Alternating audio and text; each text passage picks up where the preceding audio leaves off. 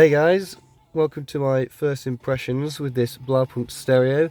As you can see, it is quite unfinished in here, but I thought I'd get a review done to save you from waiting, because it's been over a week now. So actually, I'm pretty damn impressed. I should hope so for 400 quid. I should say, I've had a look at this, not properly. However, that speaker, and that speaker are the only ones working in this car currently. And I think it's because the driver's side speakers are all broken. It's not the fault of the stereo, because the old stereo used to do that too. Let's get started. So, in the last video I said you can only have 3 colours or 2 colours, I think. First of all, let me show you. Well, this is orange, as you can see. If I go onto the menu, you can choose display somewhere. There we go.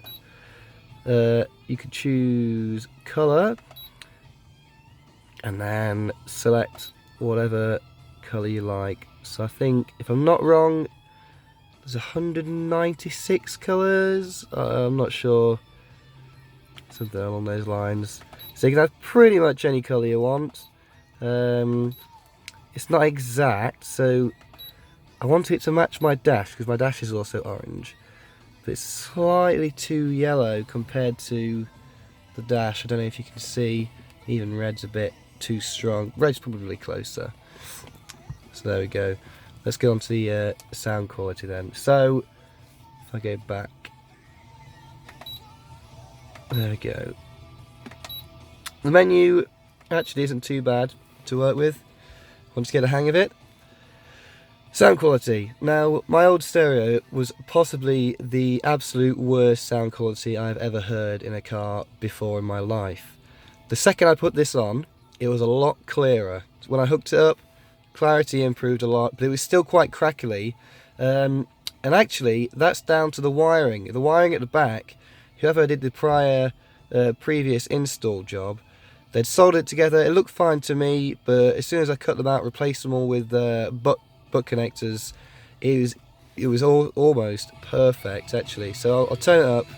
Bad English and Rocking Horse. It is Planet Rock 25 to 1. Planet Rock Legends. So after the birthday celebrations, we are back in the realms of the Planet Rock Legends competition, where we're just being random with what we're giving away for tax purposes. £2,345. So it's pretty good. It does go up to 50. I don't want to put it up too high, because I'm at home. I don't want the neighbours to get annoyed. But yeah, considering only half the speakers are working, it goes pretty damn loud as well. Not loud enough if you're properly into your audio, granted. But it does have the preamp out, so you can connect your amp, which is probably what I'll be doing. So I'm looking forward to that. So sound quality, big thumbs up from me. I'm happy with that. Usability, really good. So another thing I want to mention is Bluetooth, right? On my old car, I had a Honda Civic with, it was an Alpine head unit, double din. And it was fine.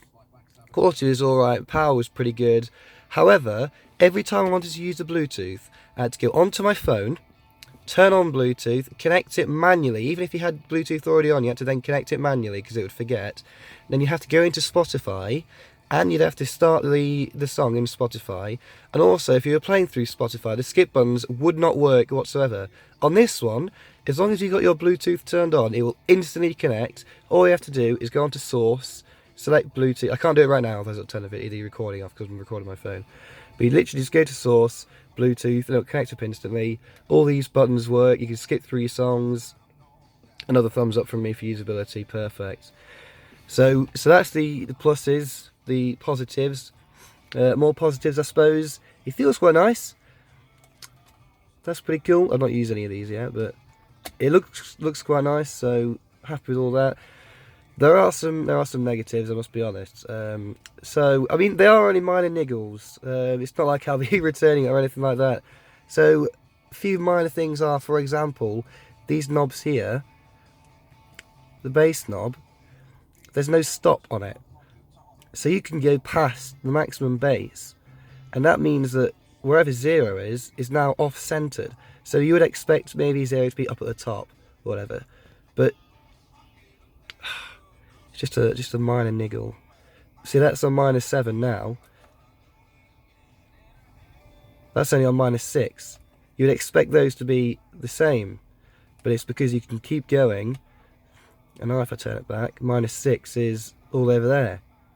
So, I mean, you can change it, because when you move it just like so, it doesn't actually change it if you wait for the display to go.